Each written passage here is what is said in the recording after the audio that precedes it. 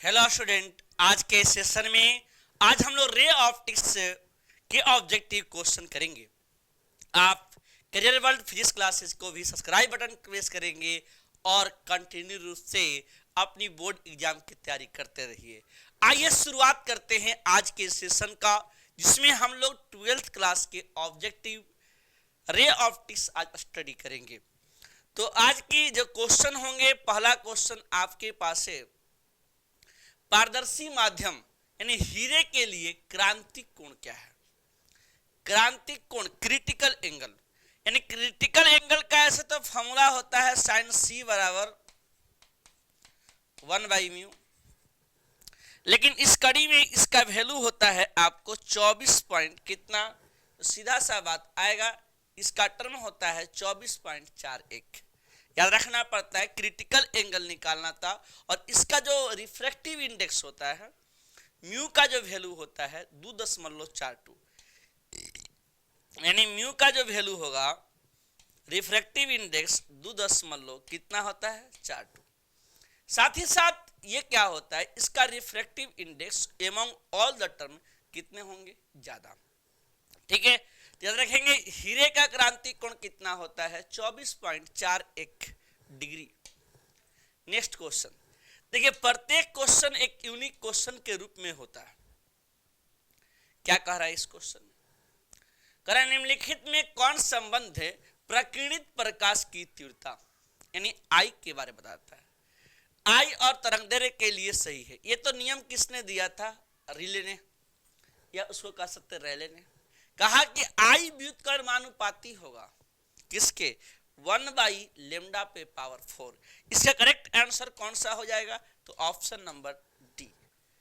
ठीक है, देखिए ये क्या है, प्रकाश के प्रकीर्णन, प्रकाश के प्रकीर्णन संबंधित प्रकाश की तीव्रता के संबंध में कितना तरंगदैर्घ्य से रिलेशन था, और आई इनवर्सली प्रोपोर्शनल 1/λ पे पावर 4।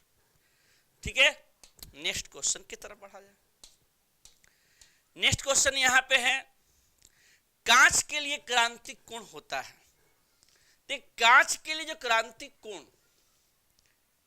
कितना होगा, तो इसका वैल्यू होता है कितना 4, यानी कितना 42 डिग्री सी, यानी लगभग कितना 42 डिग्री के बराबर होगा। कांच के लिए, ग्लास, यहां ध्यान से देखिए ग्लास है, कांच के लिए कितना होता है लगभग 42 डिग्री सी। ठीक है, लगभग 42 डिग्री क्रिटिकल एंगल पूछी जा रही है। चलिए नेक्स्ट क्वेश्चन, यहां कह रहा है निम्नलिखित में कौन वर्ण विक्षेपण क्षमता। देखिए वर्ण विक्षेपण क्षमता जो होता है, ये क्या होता था, ओमेगा बराबर लिखा करते थे, ओमेगा बराबर कोणीय वर्ण विक्षेपण बाई मीन डेविएशन।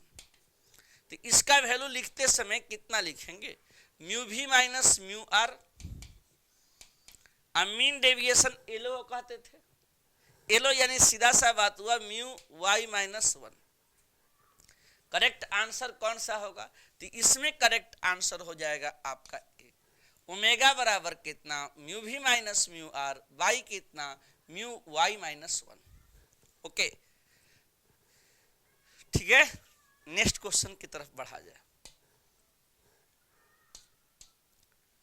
यहां कह रहा है कि सबसे पहला अब बताइए, ये फॉर्मूला है कौन सा, प्रिज्म फॉर्मूला।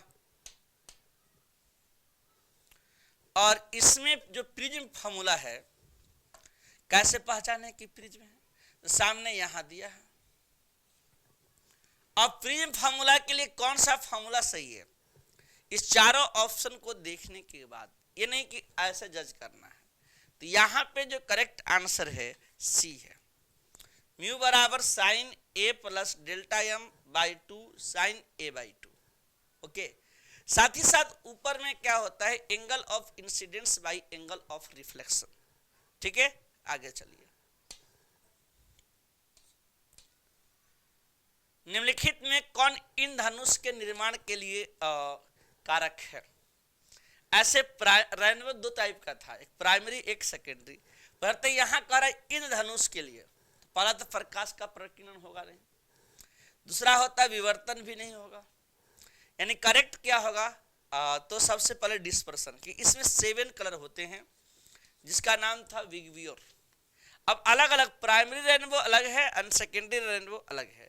प्राइमरी रेनबो की कंडीशन अलग थी, सेकेंडरी रेनबो की कंडीशन अलग थी। ऐसे फिर भी आप इसे 2 मार्क्स के लिए तैयार रखिएगा, बशर्ते यहाँ जो दिए गए टर्म थे निम्नलिखित में कौन इंद्रधनुष के लिए निर्माण का कारण होता है, तो सबसे पहले डिस्पर्सन। चलिए नेक्स्ट की तरफ चला जाए। यहां देखिए निर्वात में प्रकाश की चाल कितना दिया है, सी। म्यू का वैल्यू दिया गया है 3/2। तो यहां पे कह रहा है मान होगा किसका, वेग का। तो आप ही बताइए सबसे पहले म्यू बराबर क्या होता है, c/v, राइट। अब यहां से v निकालना है, तो v बराबर c/म्यू होगा। c तो ठीक है, म्यू का मान 3/2 होगा, 2 ऊपर जाएगा। जब आगे चलेंगे तो v बराबर कितना, 2c/3 आएगा। करेक्ट आंसर कौन सा होगा, बी। करेक्ट। इस कंडीशन में ये टर्म क्या है, म्यू बराबर c/v है, तो इसमें से 2 कहां चल जाएगा, ऊपर। तो इसका आंसर कितना आया, 2c/3। एक छोटा सा क्वेश्चन, हर क्वेश्चन को आप बारीकी से पढ़िए कि अब अंतिम टाइम बचा हुआ है और प्रत्येक क्वेश्चन मजबूती के साथ बनाएंगे तो कॉन्फिडेंस लेवल बना रहेगा। ये 7 डेज बहुत ही इंपॉर्टेंट है। अब बताइए कोणीय वर्ण विक्षेपण बराबर होता है, करेक्ट। कोणीय वर्ण विक्षेपण यानी सीधा सा बात बताइए, कोणीय वर्ण विक्षेपण होता क्या था। तो सबसे पहले एक प्रिज्म है, रख लिए, यहां से ऐसे राइट चला गया, ये यहां से ऐसे चलेगा, इसके बाद ये इस प्रकार से आएगा,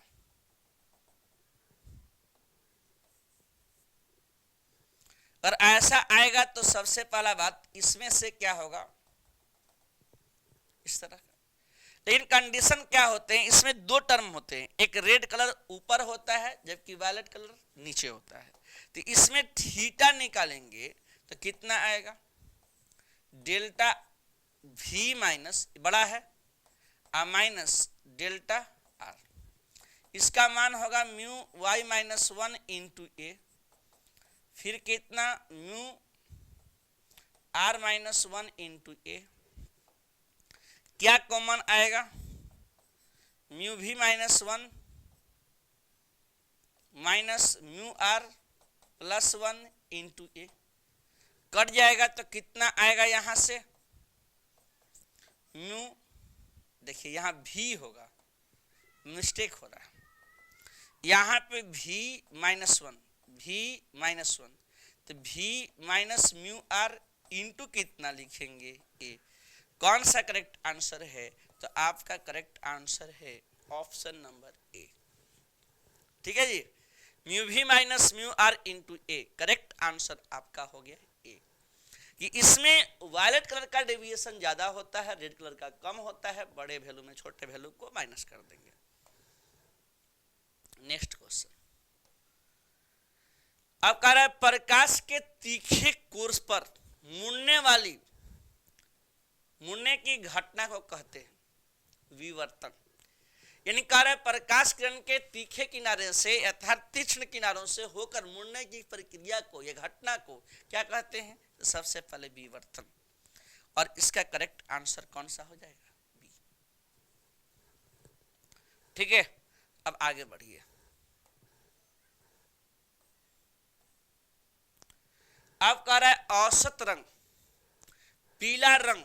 अब बात थोड़ा समझिएगा, जैसे बहुत लोगों का कंफ्यूजन होता है कि सर यहां पे VIB GYOR, इसमें सबसे कम वेवलेंथ वाला वायलेट है, इधर रेड है, तो इसमें जी ना मिड होगा, लेकिन नहीं येलो। और जब भी ऐसा इसको मीन कलर कहेंगे, येलो को कहते हैं मीन कलर। ठीक है, औसत रंग। तो इसका वैल्यू जो येलो हो गया, तो इसको काउंटिंग करते हैं रिफ्रैक्टिव इंडेक्स में mu v plus mu are by कितना 2। कौन सा करेक्ट आंसर होगा इसमें, तो इसमें करेक्ट आंसर हो जाएगा A, mu v plus mu are by कितना 2। ठीक है, नेक्स्ट चलिए। प्रकाश का वेग महत्तम होता है। अब बताइए किस में? कह रहा है प्रकाश यानी लाइट का जो फ्लो होगा सबसे अधिक किस में होगा, किस में अधिक तेज चलेगा? तो सबसे पहले लाइट चलता है निर्वात में, वैक्यूम में इसकी स्पीड ज्यादा होगी, बाकी सभी एक क्या है, मीडियम है। ऐसे एयर भी होता है लेकिन इसके बाद सबसे अधिक किस में होगा, निर्वात में। और इसकी मान कितना बताई गई थी, c बराबर 3 × 10⁸ मीटर पर सेकेंड, किस में, निर्वात में। ठीक है, अब आगे बढ़िए।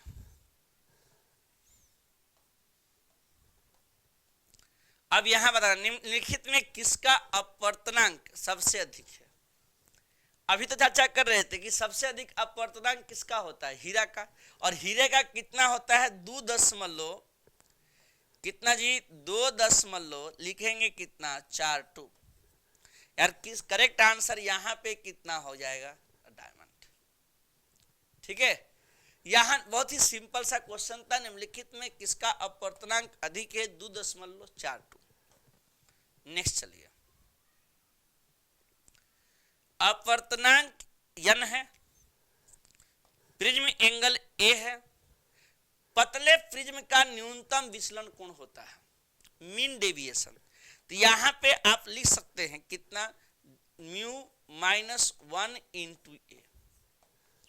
इसमें से जो भी सेलेक्टिव आंसर होंगे इसे आप करेक्ट करेंगे तो आपका करेक्ट आंसर हो जाएगा बी। हाँ, ऐसा भी हो सकता है जैसे यहां पे लिखे हैं तो n-1 कि रिफ्रैक्टिव इंडेक्स को हम लोग कनेक्ट करते हैं, यानी कि सबसे पहले 2 टर्म से नोट किया जाता है, एक n से एक म्यू से, इसलिए इसका करेक्ट आंसर कौन सा होगा, बी। नेक्स्ट टर्म, करेक्ट, कांच के लिए किस रंग का अपवर्तनांक अधिक होता है? कांच के लिए, ग्लास के लिए किस रंग का अपवर्तनांक अधिक होता है, ये बताइए सीधा सा। यानी किसमें से, लाल, पीला, नीला और कितना, बैगनी। तो सबसे पहला टर्म समझिए, यहां पे लाल कलर का जो कंडीशन है यानी कि वेवलेंथ सबसे ज्यादा होता है, किससे, वायलेट से। ठीक है, अगर ऐसा है तो सोचिए, लेकिन एक साइंटिस्ट थे जिनका नाम था कौची, ये जान से लिख रहे हैं ताकि आपके दिमाग में आए।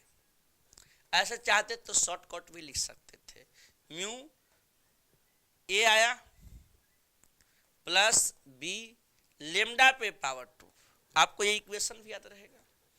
इसका मतलब म्यू इनवर्सली प्रोपोर्शनल होगा वेवलेंथ, यानी जिसमें इसका वैल्यू क्या होगा, अधिक निकालना है, लो होगा, उसमें इसका वैल्यू कितना होगा, हाई होगा। तो आप बताइए इसमें लो किसका है, वेवलेंथ सबसे लो किसका है, तो लो है किसका, वायलेट का। तो हाई किसका होगा, वायलेट का। तो इसमें करेक्ट आंसर कौन सा आ गया, वायलेट। क्योंकि देखिए तरीका के साथ लिखा गया, प्लीज हम लोग जानते थे कि रेड कलर का वेवलेंथ जो होता है, रेड कलर का वेवलेंथ यानी तरंग दैर्घ्य सबसे अधिक होता है। ठीक है, ये कौची का इक्वेशन बताया गया था, लिख दिए हैं ताकि आपके माइंड सेट में कभी भी निगेटिव बातें नहीं आएगा। जब ऐसा देखेंगे तो इसमें हाई किसका होगा, वायलेट का, क्योंकि इसका यहाँ पे वैल्यू क्या है, लो है। जिसका यहाँ पे लो होगा तो सीधा बात है उसका यहाँ पे क्या होगा, हाई। तो इसलिए रिफ्रैक्टिव इंडेक्स सबसे अधिक किसका होगा, तो लिखा जाएगा, तो इसका मान आ जाएगा कौन सा, ऑप्शन डी। करेक्ट है। हाँ देखिए याद रखना पड़ता है इक्वेशन को, जैसे पिछला में आया था प्रकाश का प्रकीर्णन आई इनवर्सली प्रोपोर्शनल लेमडा पे पावर 4, उसको रिले का नियम भी कहा जाता है, स्कैटरिंग ऑफ लाइट में बताया गया था। चलिए आगे की तरफ बढ़िए, कह रहा है कि म्यू नॉट इप्सिलॉन नॉट है, यहां पावर कितना है, -1/2। तो पहले ये इक्वेशन कहां से ली गई थी, मैक्सवेल ने बताया था, क्या कहा था, C बराबर 1 में mu naught epsilon not.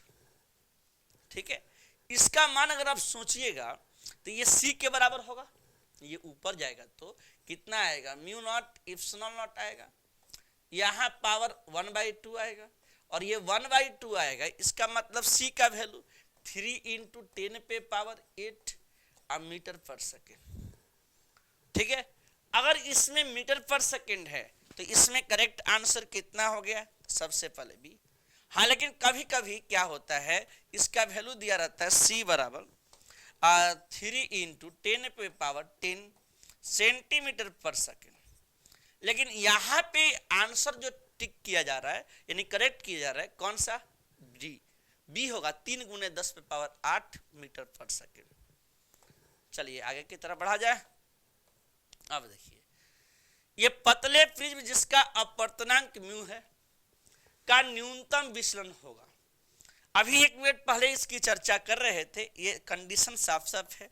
Minimum deviation तभी होगा जब प्रिज्म का एंगल छोटा होगा या जस्ट पतला होगा। तो इसका वैल्यू होता है कितना, μ-1 इंटू कितना ए।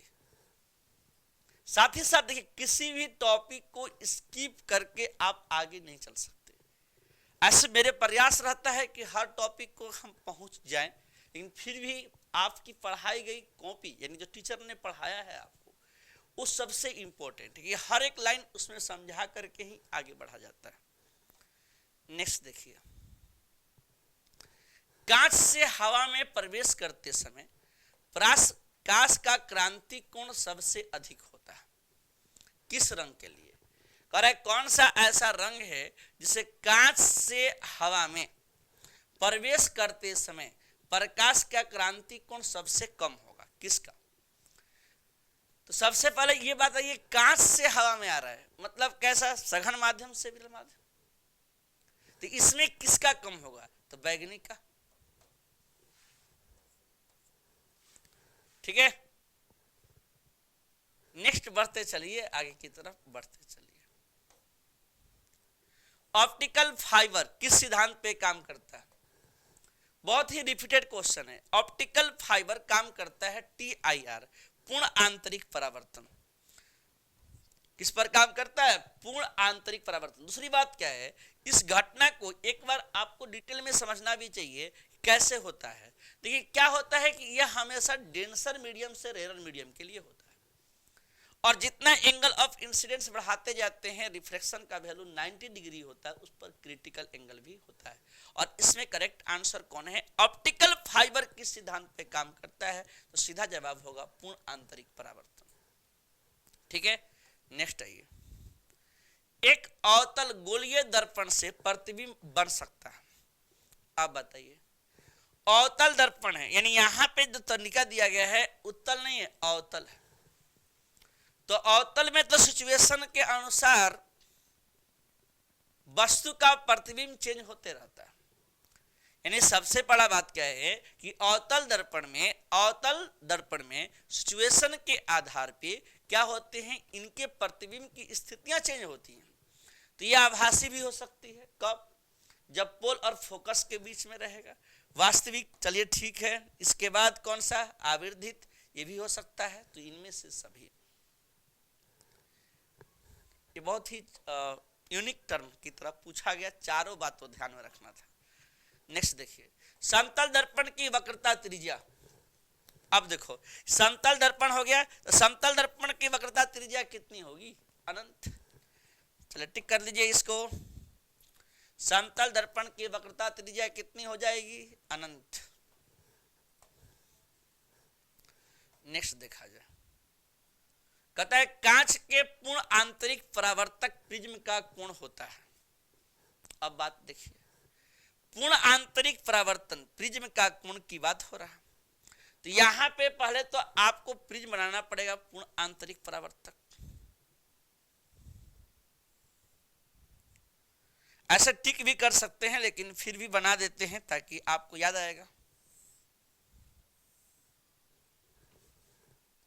यहां से रे लाइट जा रहा है, टकरा के पुनः लौट जा रहा है। रे लाइट गया और टकरा के चला गया। अब इसके बीच का जो एंगल होगा यहां से यहां तक, ये कितना हो जाएगा, 45। यहां भी कितना होगा, 45। तो कुल कितना होगा, तो सबसे पहले टोटल होगा 90 डिग्री, यानी यहाँ से इधर, यहाँ से इधर, यानी सबसे पहले इसका एंगल कितना काउंट करेंगे 90, पूर्ण परावर्तक कहा गया है तो इसका एंगल कितना आएगा 90 डिग्री। ठीक है, नेक्स्ट क्वेश्चन। ये क्वेश्चन का सीरीज जब हम स्टार्ट लेते हैं तो बहुत अच्छे अच्छे क्वेश्चन रहते हैं इसमें, और पूरी सीरीज देखा करिए। कर लाल शर्ट पे नीला, अब बताओ लाल शर्ट पे नीला प्रकाश डालेंगे तो वह दिखाई देगा ब्लैक। कर लाल शर्ट है उस पर नीला कलर डालेगा तो कितना दिखाई देगा, तो सबसे पहले कितना आएगा ब्लैक। अब इसमें हम क्या कर सकते थे, सीधा था, हाँ ऑब्जर्व कर लेता है। लाल कलर क्या करता है कि सबसे पहले क्या करता है, ये ऑब्जर्व कर लेता है लाइट को। ठीक है, किस लाइट को, ब्लू लाइट को ऑब्जर्व कर लिया, ऑब्जर्व कर लेगा तो कैसा दिखेगा ब्लैक। और यहाँ पे ग्रीन पे भी रेड पर ग्रीन रखेंगे तब अगला क्वेश्चन आ सकता है। वायुमंडल की अनुपस्थिति में, ध्यान सुनिएगा, वायुमंडल की अनुपस्थिति में, यानी उपस्थिति नहीं कर रहा, अनुपस्थिति, थोड़ा यहाँ पे पढ़िए क्वेश्चन। अनुपस्थिति में पृथ्वी से आसमान का रंग दिखाई देता। अब बताइए अगर ऐसा होता कि वायुमंडल ही नहीं होता तो बाकी टर्म की तरह ये भी कैसा दिखता, तो सबसे पहले अर्थ भी ब्लैक ही दिख जाता। तो करेक्ट आंसर इसका कौन सा होगा, ऑप्शन ए। ठीक है, अब कह रहा है कि वायुमंडल अनुपस्थित हो, अब अनुपस्थित रहेगा तो कैसा दिखेगा ब्लैक। ये तो बहुत कॉमन सा टर्म है, ये आप ध्यान में रखेंगे, ये नहीं कि तुरंत तुरंत टिक मार लेंगे। आइए यहां पे देखिए, फिर वही क्वेश्चन आ गया। कह रहा है इस बार कितना हो गया, तो सबसे पहले इस बार कहा जा रहा है यहां पे कितना, इसको उपस्थिति कर देते हैं, अनुपस्थिति नहीं उपस्थिति।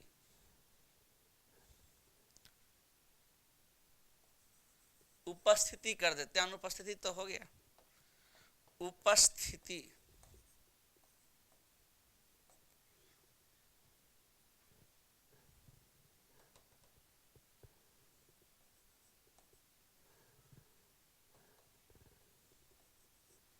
हो गया, में कैसा दिखाई देगा, प्रेजेंस कर देते हैं एब्सेंस के जगह पे।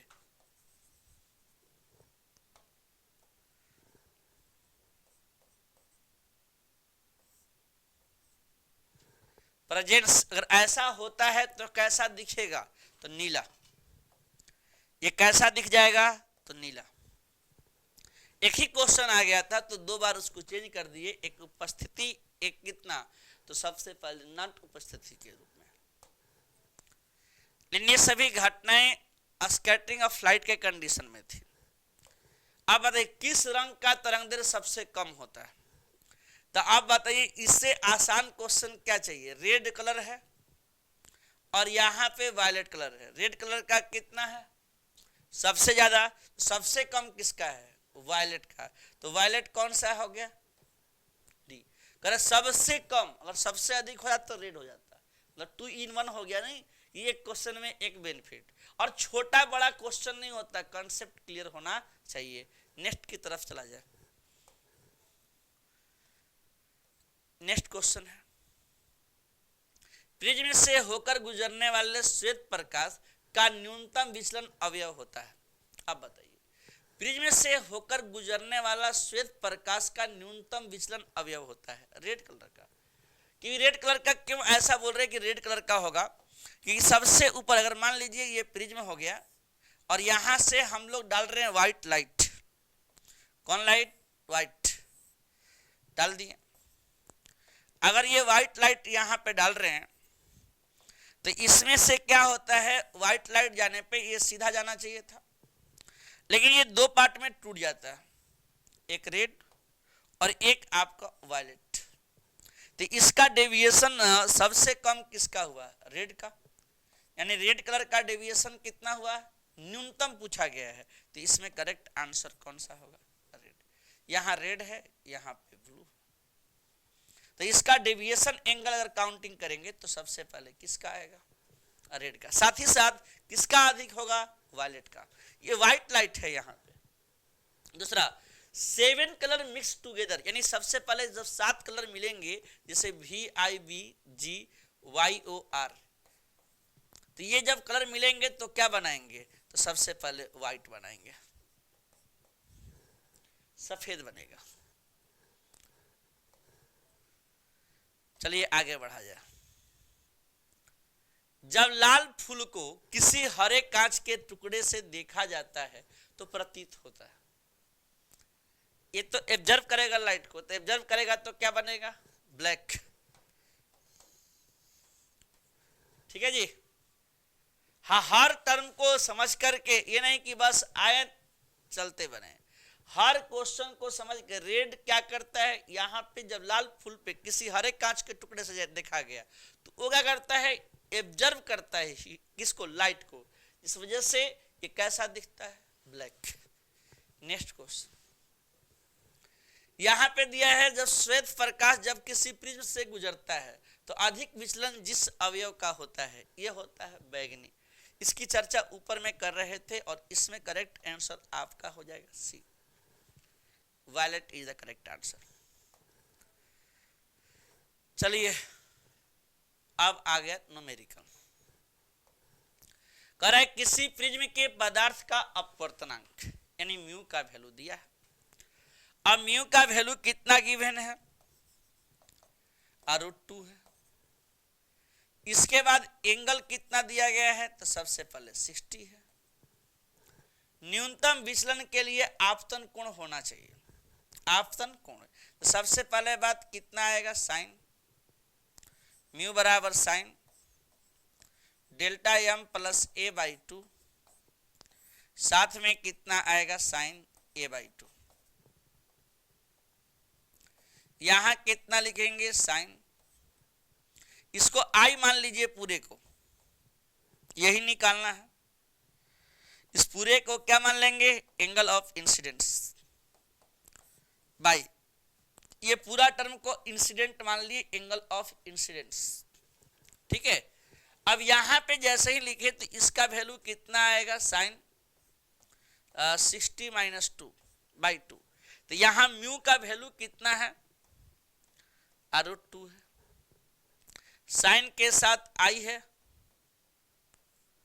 इसका मान कितना है, साइन 60 का मान 30 हो गया।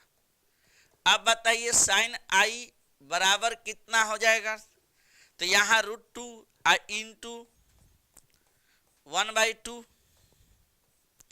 कट कर देंगे तो कितना आएगा, साइन I 1/√2 कितना आएगा, साइन 45। तो कौन सा आंसर हो गया आपका, I बराबर 45। ठीक है, तो कौन सा करेक्ट आंसर आएगा, बी। ये प्रिज्म फॉर्मूला था, यहां पे कितना था, न्यूनतम विचलन के लिए इसके वैल्यू को हमने कितना काउंट किया है, I। नेक्स्ट टर्म, बैगनी तथा लाल प्रकाश के लिए, ध्यान सुनिएगा, बैगनी तथा लाल प्रकाश के लिए अपवर्तनांक दिया है। बैगनी का मतलब हो गया म्यू भी, कितना मान, 1.54। लाल कलर का कितना है, 1.52। तो प्रिज्म का एंगल दिया गया है 10 डिग्री। तो कोणीय वर्ण विक्षेपण, तो इसका मान होता है म्यू भी माइनस म्यू आर इंटू कितना, ए। अब यहां मान बैठा दीजिए, म्यू भी का मान कितना है, 1.54 माइनस 1.52 गुने 10। इसको काटाएंगे तो कितना आएगा, 0.02 इंटू 10, कितना हो जाएगा ये, 0.010 हो जाएगा। तो एक आउट हो जाएगा, बाई 10 कट जाएगा, 10 कैसे, 100, तो ये हो जाएगा 0.2 और 0.2 डिग्री, ऑप्शन बी।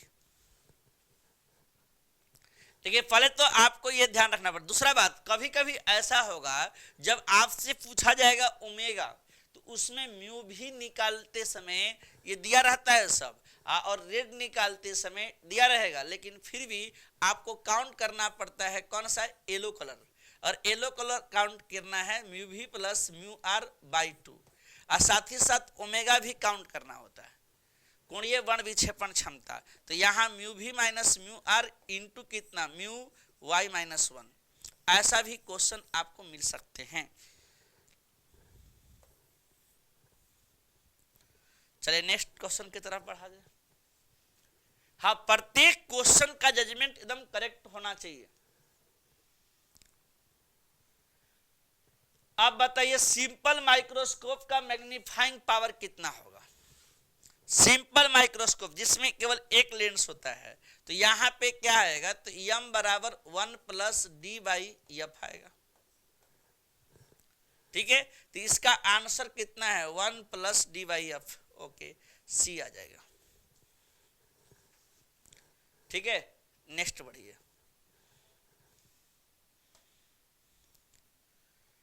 तो तरंगदैर्घ्य का मान बढ़ने से अपवर्तनांक का मान, कर है तरंगदैर्घ्य का मान बढ़ने से यदि क्या होता है, तरंगदैर्घ्य का मान बढ़ेगा तो अपवर्तनांक का मान क्या होगा। तो ये आपको शुरू में ही एक बताए थे, कॉची का इक्वेशन होता है। कॉची इक्वेशन क्या होता है, इसमें म्यू बराबर ए प्लस बी बाई लेमडा पे पावर 2 लाइक दैट बढ़ते जाएगा। यानी सीधा सा बात बताइए कि यहाँ म्यू इनवर्सली प्रोपोर्शनल होता है किसके, वेवलेंथ के। अगर यहाँ पे जो वेवलेंथ है, जो यहाँ वेवलेंथ दिख रहा है, ठीक है, तरंगदैर्घ्य का मान बढ़ाना है, अगर इंक्रीज करेंगे तो इसका मान, अपवर्तनांक का मान, अगर इसको इंक्रीज कर देंगे तो क्या होगा, तो इसका मान डिक्रीज कर जाएगा। तो सबसे पहले कितना आएगा, डिक्रीज। डिक्रीज मतलब ऑप्शन कौन सा, बी। ठीक है, नेक्स्ट देखिए।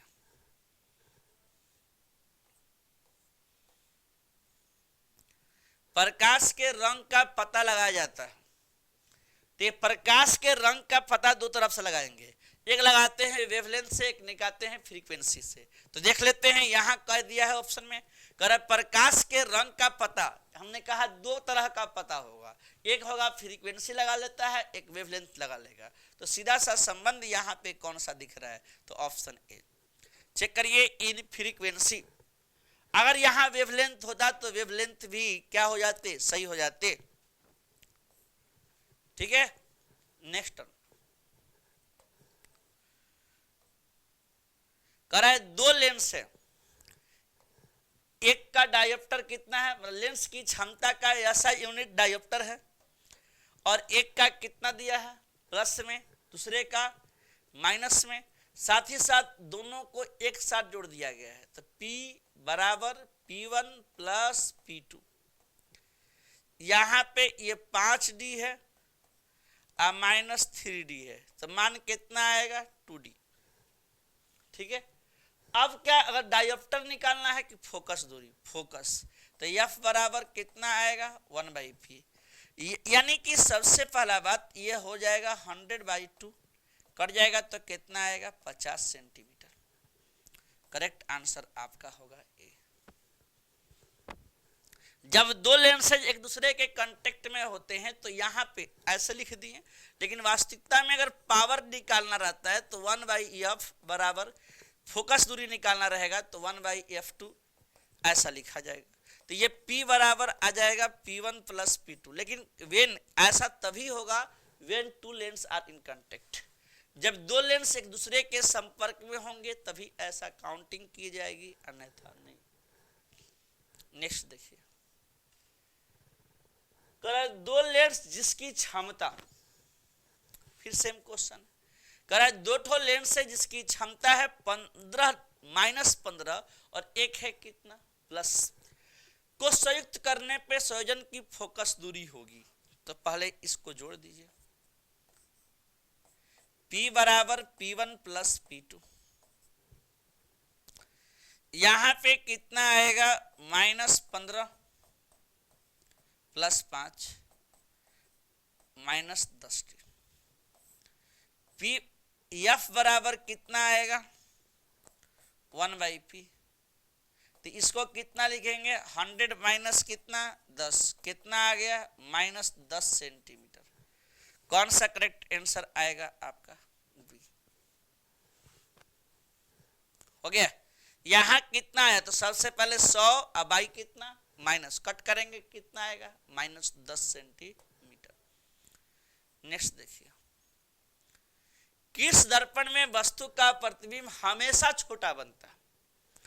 अब बताइए, इसमें साइड मिरर के रूप में भी इसे प्रयोग करते हैं सर। हमेशा छोटा बोल रहा है, आभासी और साथ ही साथ सीधा, तो बनेगा किसमें, उत्तल में। और इसका यूज किस में करते हैं, साइड मिरर के रूप में। हजामती दर्पण नहीं, साइड मिरर।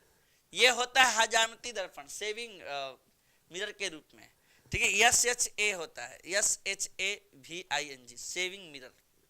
यानी इसमें हम लोग क्या करते हैं, दाढ़ी बनाने के काम करते हैं। नहीं, अवतल में, अवतल में करेंगे तो महा मिस्टेक हो जाता है, ठीक है। जिसमें हजामती दर्पण के रूप में, ये होता है साइड मिरर के रूप में, क्योंकि इसमें प्रतिबिंब हमेशा छोटा और कितना बनता है, सीधा बनता है। नेक्स्ट, अब यहां देखिए क्या, क्रांति कोण सघन माध्यम में वह आपतन कोण है जिस पर कोण का मान 90 डिग्री होता है। अब कहीं कहीं इसमें सीधा आ गया है आंसर, कह रहा है क्रांति कोण, याद रहे क्रिटिकल एंगल हमेशा, एक क्वेश्चन है तो एक आंसर भी है। कह रहा है क्रांति कोण कहां से चलेगा, सघन माध्यम से, किसमें, रेरर मीडियम में। अगर ऐसा होता है तो सघन से चला कहां पे, विरल में। अगर सघन से विरल में चल रहा है तो उसमें अपवर्तन कोण यानी आर का मान कितना होता है, 90 डिग्री। और इसमें करेक्ट आंसर कौन सा हो जाएगा आपका, सी। सीधा बात है, क्रिटिकल एंगल का अगर आप डिफिनेशन सेट करते हैं, ऐसे तो कर ही लिए होंगे, अभी तक नहीं किए होंगे तो कर लीजिए। कह रहा है कितना, क्रांति कोण में क्या होता है, सघन माध्यम से प्रकाश की किरण विरल माध्यम में जाती है जो अभिलंब से दूर चली जाती है।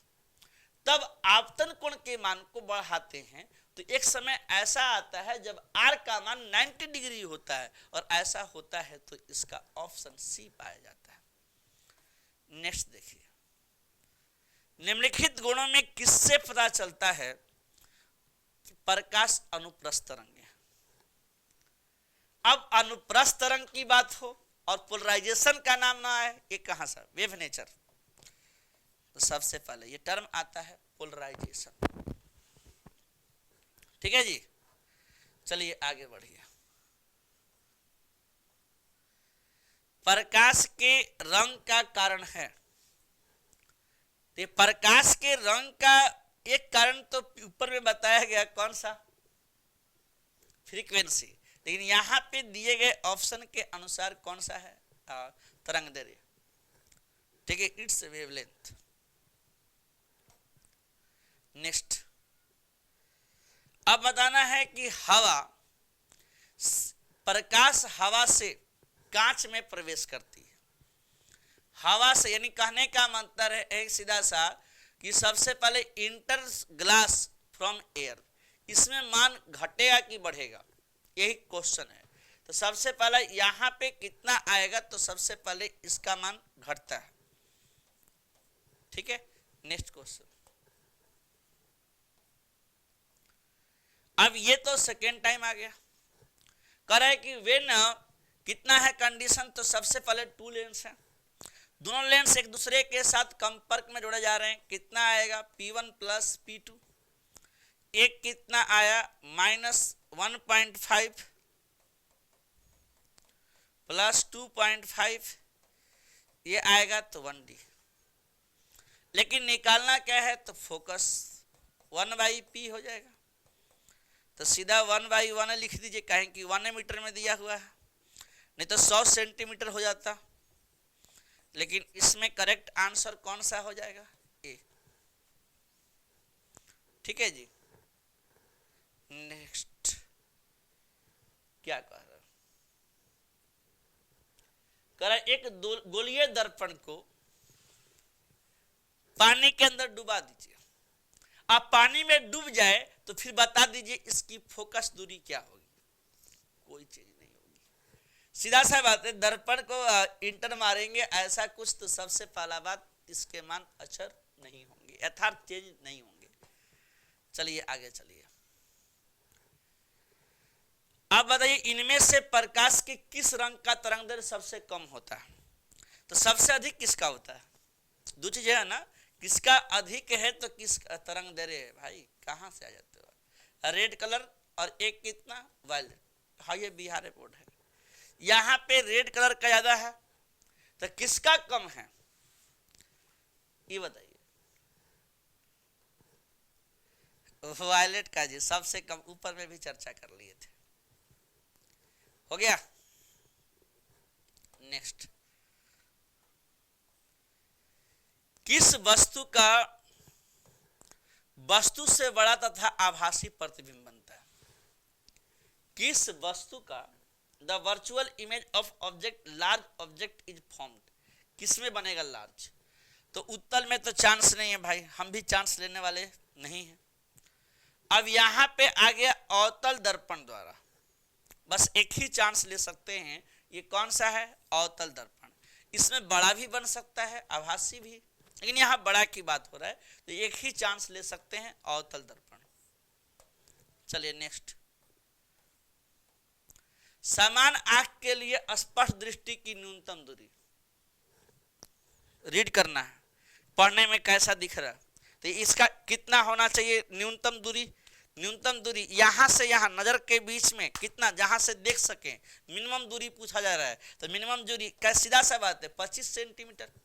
यहां से यहां तक जहां से हमको दिख जाए, नजदीक आने पे क्या होगा? दिखने का दर कम हो जाएगा।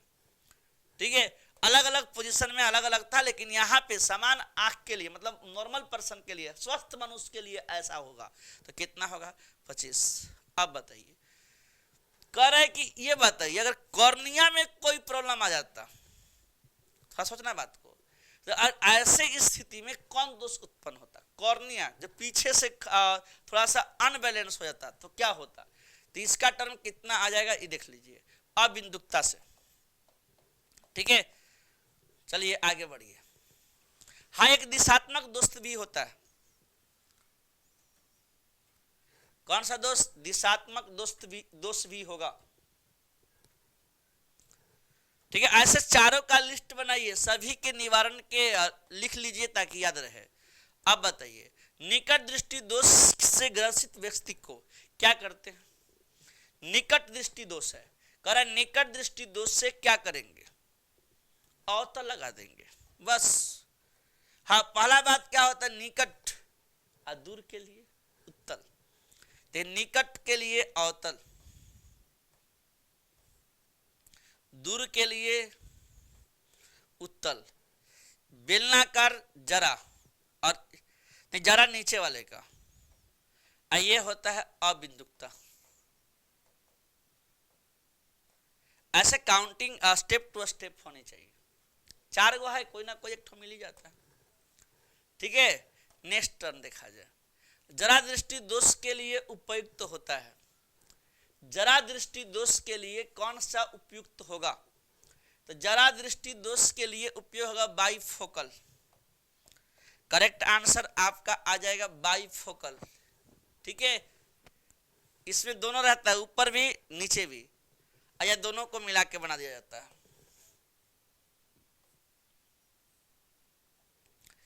एक लेंस जिसकी फोकस दूरी 20 है, तो अब बताइए लेंस की क्षमता कितनी होगी? P बराबर 1/f है। तो ये बताइए, यहां पे सीधा लिखे ना 100/f, IF का मान 20, कितना आया? 5 डाइऑप्टर। कौन सा करेक्ट आंसर है? डी। ठीक है जी, चलिए नेक्स्ट बढ़ा जाए। करा एक उत्तल लेंस के ऊपर आधे भाग को काला रंग से रंग दिया जाए। ये भाई दिखाई देगा जी? सीधा बात बताओ, काला रंगने की बात करता है तो काला रहेगा तो दिखेगा नहीं, लाइट की इंटेंसिटी घटेगी कि बढ़ेगी? तो सीधा बात है, काला रहेगा तो लाइट की इंटेंसिटी क्या हो जाएगी? घट जाएगी। तो घटेगी तो कौन सा घटेगी? तो सीधा इसमें देख लीजिए क्या है, करे उसके द्वारा बनने वाले प्रतिबिंब आकार बढ़ेगा, तीव्रता कम हो जाएगी। ब्लैक चश्मा लगाकर जब चलते हैं हम लोग तो लाइट की इंटेंसिटी का झुकाव क्या होता है, कम हो जाता है। ठीक है, परीक्षा में काला मार के नहीं जाना है भाई, अपनी आंख के ध्यान रखना है। यहां पे कह रहे बताइए दोनों ही कंडीशन में कितना होगा, तो सीधा बात है यहां पे आएगा 1/f इक्विवेलेंट, यानी 1/f बराबर 1/f1 प्लस 1/f2। तो यहां पे कितना आएगा, p बराबर p1 प्लस p2। कौन सा करेक्ट आंसर हो जाएगा, तो सबसे पहला ए। ठीक है, नेक्स्ट समझिए।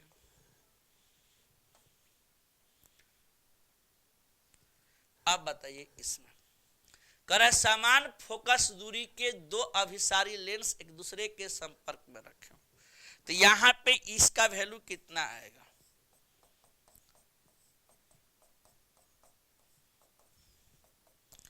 1/f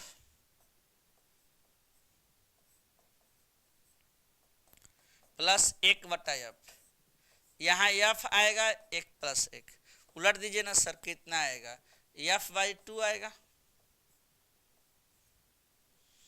कौन सा करेक्ट आंसर हो गया, सी। क्वेश्चन का सीरीज बहुत लंबा हम चलते थे भाई, 52 क्वेश्चन तक चले हैं, फिर भी बहुत सारे क्वेश्चन होते हैं रे ऑप्टिक्स में। ये नहीं है कि बस समाप्त हो गया, ऐसा कुछ मत सोचिएगा, तैयारी अपनी बारीकी से करते रहिएगा। अगला क्वेश्चन क्या है, कहता है एक माध्यम से दूसरे माध्यम में जाने पर प्रकाश की किरण मुड़ जाती है, किरण के मुड़ने को कहा जाता है। एक माध्यम से दूसरे में, ये तो होता है रिफ्रैक्शन में। किसमें होगा, रिफ्रैक्शन। एक मीडियम से अगर सघन माध्यम से विरल जाएगा तो भी मुड़ेगा, और विरल से सघन आएगा तो भी मुड़ जाएगा। रेयरर से डेंसर, डेंसर से रेयरर, तो बाबू बता दो सीधा सा इसमें क्या आएगा, तो सबसे पहला बात रिफ्रैक्शन। ठीक है, अब नेक्स्ट चलिए। दो उत्तल लेंस एक दूसरे के संपर्क में रखे गए, आज दोनों को जोड़ देंगे तो क्या होगा, उत्तल ही रहेंगे। दोनों को जोड़ेंगे तो भी क्या रहेंगे, उत्तल ही रहेंगे।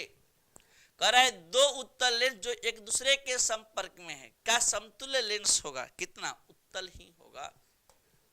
नेक्स्ट क्वेश्चन, हीरा का अपवर्तनांक करीब होता है, कितना, हीरे का अपवर्तनांक होता है 2.42। बाकी और का भी ध्यान रखना चाहिए। डायमंड प्रेशर सबकी होती है। लेंस की क्षमता का SI मात्रक डाईऑप्टर क्या होता है, डाईऑप्टर। और यहां पे P बराबर याद रखेंगे 1/f होता है।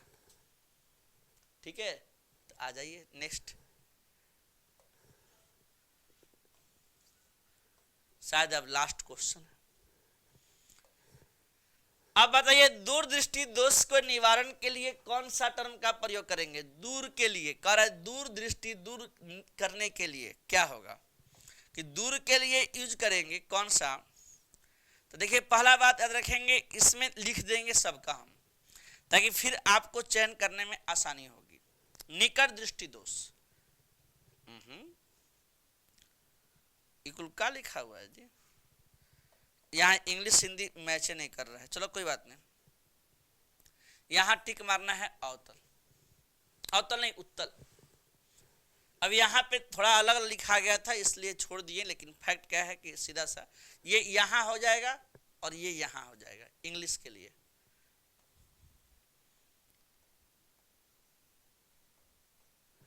बाकी तो ठीक, इंग्लिश का मीनिंग चेंज हो गया, ध्यान रखिएगा, नहीं तो हम सबको लिख दिए होते। ठीक है, तो चलेंगे फिर मिलेंगे नेक्स्ट सीरीज के साथ। Thank you. और अब फटाफट सीरीज आने वाला है जिसका नाम है लाइव सेशन, ताकि एग्जाम नजदीक आ चुके हैं। थैंक यू, फिर मिलेंगे नए सेशन के साथ।